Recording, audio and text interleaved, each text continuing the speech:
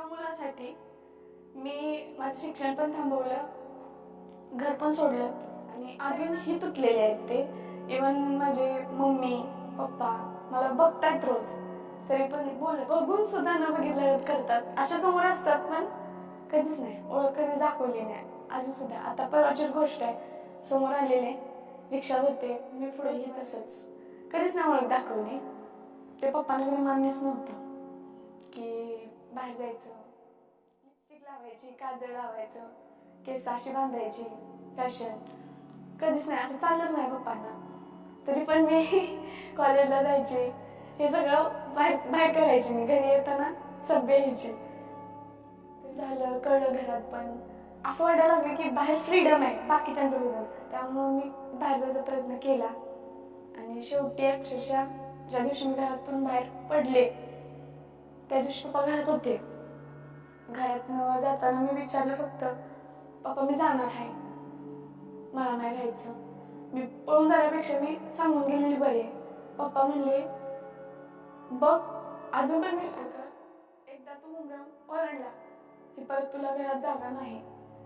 तेव्हा डोक्यावर फक्त प्रेम आणि प्रेम आणि प्रेमच होतं, बाकी काही विषय नव्हता. हे माहीत नव्हतं की मी पुढे काय करणार आहे. त्या मुलाकडे काही नव्हतं. तो मुलगा स्वतः घरातून बाहेर आलेला, त्याच्याकडे एक रुपया नव्हता का घर नव्हतं, काहीच नव्हतं. मी आपल्या पप्पांना म्हणले ठीक आहे मी जाणार आहे.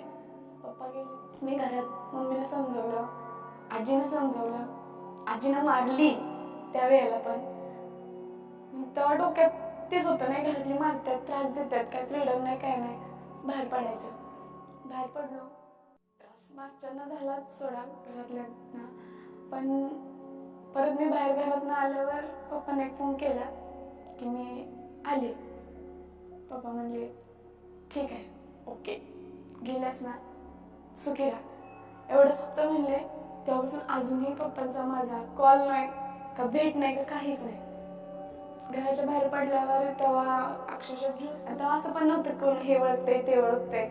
एक भूक होती पोटात, पैसे पाहिजे होते, गरज होती पैशाची. म्हणून त्यावेळेस ज्याच्यात आम्ही राहत होतो त्याची बहीण इव्हेंट मॅनेजमेंट करत होती. म्हणजे लग्नात जाऊन अक्षता वाटणे, कॅटरचं काम, हे ती मला सांगितलं दिवसाला आपल्याला 500 रुपये मिळू शकतात. 2-3 वर्ष मी इव्हेंट मॅनेजमेंटमध्ये होती. त्याच्यात आपलं चांगलं चालू झालं. त्याच्यात मी दिवसाला नाही म्हणले तरी 1-2 हजार रुपये तर कमवायला. घरात सगळं सामान घेतलं, टीव्ही फ्रीज जे घरात असतं ते सगळं एकटीने घेतलं, कोणाचं ह्याच्यात काही नव्हतं. ते सगळं मी घर उभा केलं. परत वाद झाला दोघात, ते सामान सगळं विकून टाकलं त्यांनी. इव्हन त्यांनी सोफाही ठेवला नाही, टीव्ही फोडून टाकला नवीन, सगळंच हेच केलं. पप्पांना फोन केले, मला त्या मुलाकडून त्रास होत होता ते मी सांगण्याचा प्रयत्न केला त्यांना फोनवर डायरेक्ट. कधी मी फोन त्यांना केला नाही घरातून बाहेर पडल्यापासून. त्यावेळेस मला असं नाही झालं, मला असं वाटलं की ते एक्सेप्ट करतील माझं रडणं. माझं नाही केलं त्यांनी, सांगितलं की तू आमच्यासाठी मेली.